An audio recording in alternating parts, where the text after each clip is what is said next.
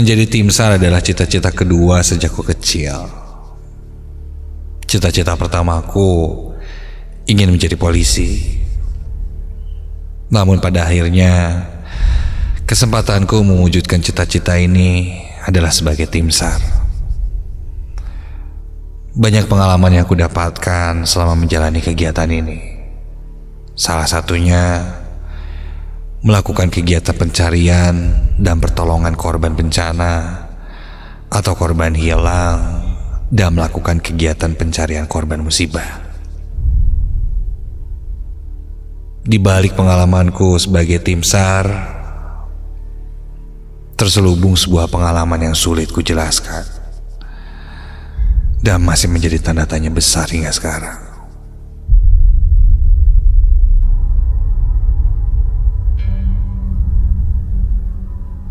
Namaku Andra. Setelah lulus kuliah, aku berencana mendaftar sebagai Polri di Bandung. Namun sayangnya, aku gagal tes dan membuatku tidak melanjutkannya lagi. Sampai temanku mengajakku untuk bergabung sebagai anggota tim SAR. Awalnya aku sempat menolak untuk masuk tim SAR.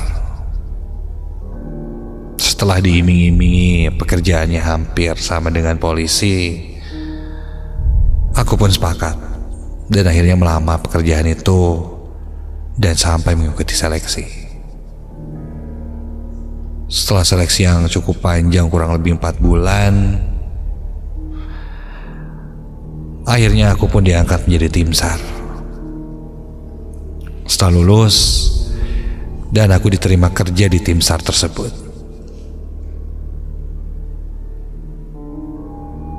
Pengalaman pertama aku menjadi tim SAR saat itu menjadi pengalaman terseramku yang masih bisa kuingat sampai saat ini. Terjadi sekitar 2 tahun yang lalu. Saat itu, aku dan tim SAR lainnya melakukan evakuasi terhadap 6 pendaki yang hilang di salah satu gunung yang berada di Jawa Barat. Ada beberapa laporan dari teman-teman pendaki yang lain. Katanya 6 pendaki ini hilang misterius tanpa ada jejak dari mereka.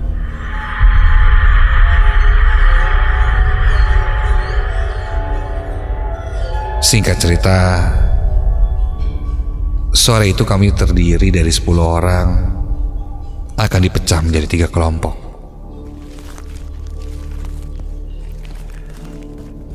Masing-masing kelompok berbeda-beda,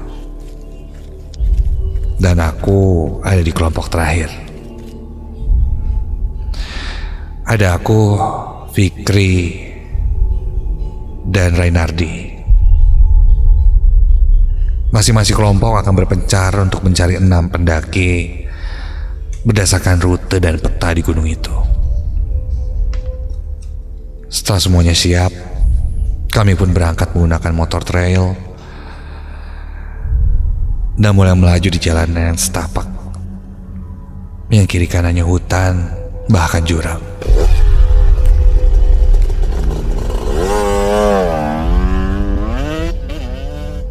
Kami terus menerobos medan sampai setelah cukup jauh menanjak, motor kami pun akhirnya tidak kuat karena terjalnya jalan yang cukup basah dan licin. Jadi terpaksa aku dan kedua temanku memutuskan untuk berjalan kaki dan meninggalkan motor kami di pos penjagaan pertama.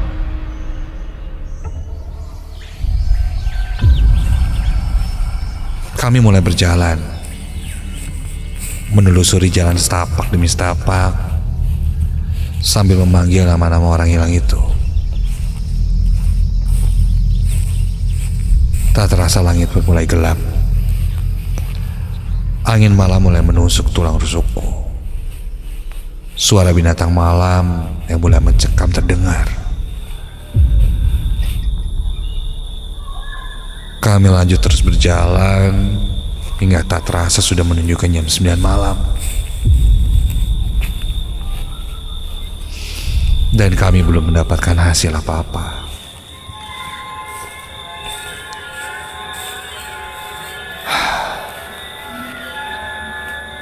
Kami bertiga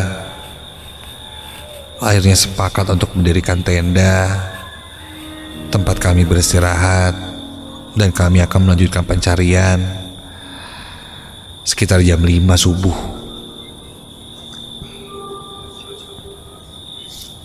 Dan sekarang kita cukupkan dulu pencarian karena sudah semakin larut. Singkat cerita, kami mendirikan tenda dan siap-siap untuk istirahat.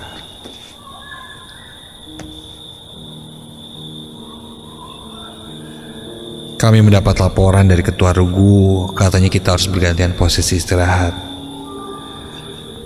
Dan harus ada yang berjaga di luar tenda, takutnya ada apa-apa, seperti ular atau binatang buas lainnya. Jadi di antara kami bertiga, kami harus saling bergantian saat beristirahat.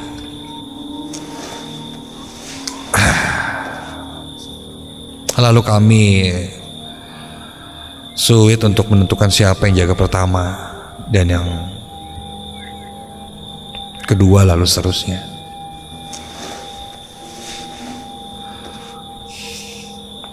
Setelah sulit dan menentukan, ternyata aku kebagian jaga yang terakhir, ketiga, sekitar jam 1 sampai jam 3 subuh. Sial.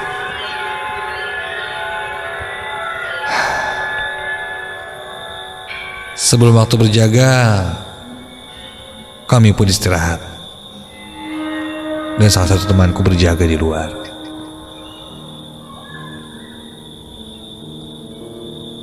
Dan sementara itu, aku istirahat duluan. Kumanfaatkan waktu istirahatku dengan tertidur. Sampai aku dibangunkan oleh Fikri dan bilang katanya sudah jam 1. Waktunya aku untuk berjaga. Aku bangkit dari tempat tidur, keluar tenda, meregangkan badan. Coba ku rasakan udara segar di malam hari itu. Kami membuat api unggun di depan tenda agar terasa hangat. Aku duduk bersila di depan api unggun, memakan cemilan.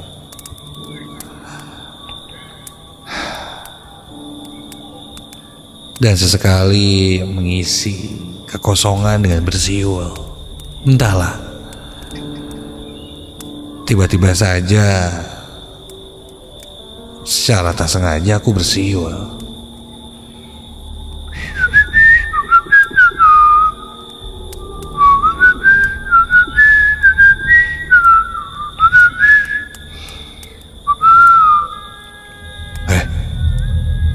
Ketika sedang bersiul,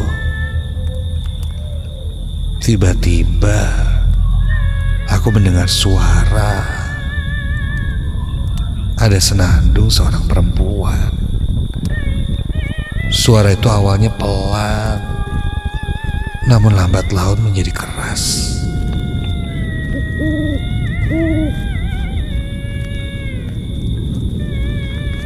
Nah, apa ya?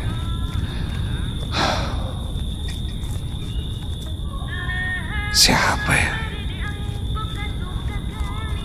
Aku coba untuk bangunkan temanku yang lain. Namun ketika itu, kulihat salah satu temanku tidak ada di tenda. Rainardi. Iya, ketika itu kulihat dia tidak ada di dalam tenda. Mana dia? Mungkin lagi buang air kali ya. Belum sempat terjawab pertanyaanku kemana temanku itu, terdengar lagi suara senandung perempuan yang kini cukup menggangguku. Dan aku mulai berpikir, jangan-jangan si Ray lagi jahil nih. Dia kan gak ada di tenda. Bener nih. Aku bangkit dari tempat duduk dan berteriak, "Ray, jangan jahil lo, pamali deh. Nyanyi-nyanyi gitu tengah malam, niru-niruin suara setan. Gak takut gue. Udah keluar. Jangan nakutin."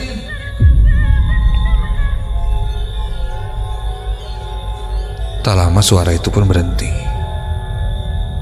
Ketika itu aku sangat yakin itu temanku Ray.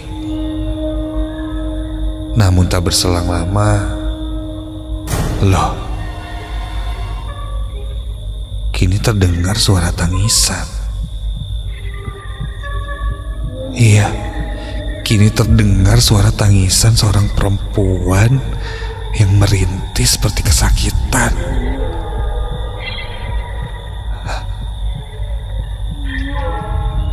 Aku semakin penasaran. Ini Ray yang menjahiliku atau memang... sudahlah. Aku pun akhirnya mencoba untuk mengikuti asal suara itu. Kunyalakan lampu senter, mulai berjalan mencari sumber suara tangisan itu. Sumber suaranya jelas terdengar dari balik sebuah batang pohon yang cukup besar ketika itu. Baru saja aku berjalan mendekat, tiba-tiba, astaga, ada yang menepuk bahuku dari belakang. Dan ketika aku berbalik, lu Ray, ngagetin aja. Ternyata itu Ray. Dia bertanya pada aku mau kemana.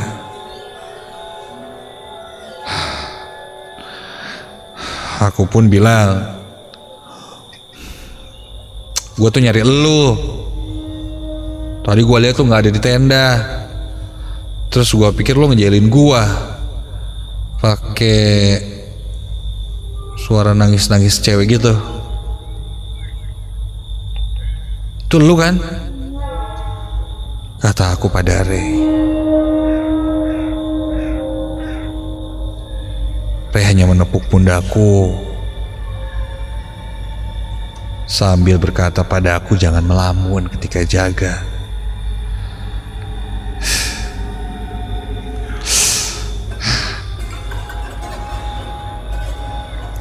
Ray pun lalu kembali ke tenda dan nampaknya langsung tertidur lagi. Aneh, dari mana dia?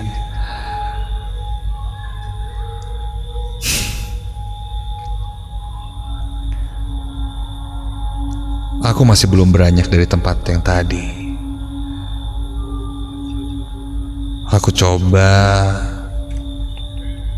menyinari sekitarku dengan lampu senter.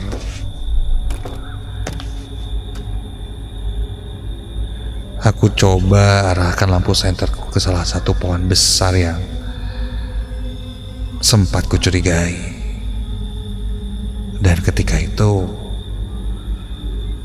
ada yang aneh. Iya, ketika aku sorot pohon itu dari akar sampai ke batangnya, aku lihat ada sesuatu di sekitaran sisi batang pohon itu. Seperti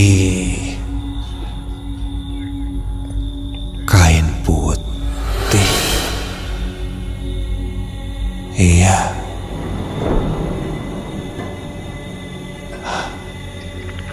Aku coba mendekat dan lebih jelas lagi. Dan ketika ku sorot lebih jelas, astaga! Kini sangat jelas terlihat, nampak sesosok perempuan yang sedang menunduk. Rambutnya panjang hingga menutupi seluruh wajahnya, memakai baju putih panjang yang terlihat lusuh, kotor, dan jelas suara tangisan perempuan itu berasal dari sosok itu. Perlahan sosok itu mengangkat dan menengadahkan kepalanya melihat ke arahku. Matanya terlihat sangat jelas. Matanya sayu dan menatapku dengan tatapan kosong. Wajahnya putih pucat dengan lekukan matanya yang hitam. Ya. Ketika melihat ke arahku, sosok perempuan itu berhenti menangis, memiringkan kepalanya, dan dia kini berubah, tertawa cekikikan sangat menyeramkan. Aku coba gerakan kakiku tapi tidak bisa. Aku hanya bisa terdiam, seakan terus dipaksa untuk melihat ke arah sosok perempuan itu. Aku coba merafalkan doa-doa di dalam hatiku untuk mengusir sosok perempuan menyeramkan itu. Aku semakin kuatkan diriku, ingin membacakan doa-doa itu secara lantang, sampai sosok itu kini diselimuti asap berwarna putih. Dan seketika sosok itu pun hilang. Konten aku langsung berlari meninggalkan tempat itu. Dan entah kenapa semakin aku berlari, kok aku kembali lagi ke arah pohon itu, seakan hanya terus berputar-putar di arah sana.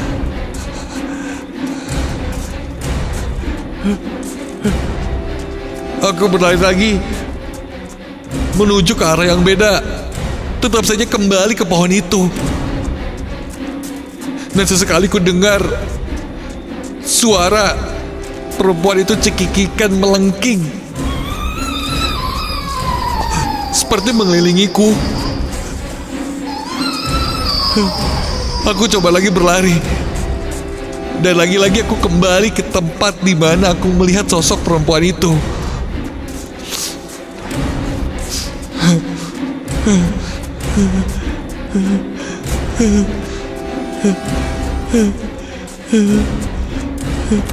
Suara cekikikan itu kini terdengar lagi tepat berada di atasku. Tak benar saja ketika ku tengok ke atas, sosok itu berada di salah satu dahan kayu yang sangat besar, sambil menggerak-gerakkan kakinya dan menengok ke bawah melihat ke arahku.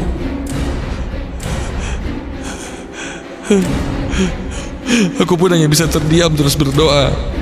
Suara cekikikan itu mengitariku, terus terbayang di telingaku, dan wajah sosok itu pun terbayang terus di pikiranku. Sampai akhirnya napasku mulai sesak, kepalaku pusing, dan aku pun tidak ingat apa-apa lagi.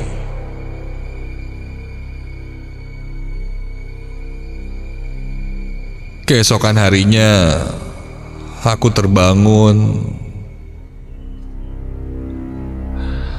Dan ketika itu aku sudah berada di sebuah warung di kaki gunung itu. Salah satu temanku menemukanku pingsan di pohon besar.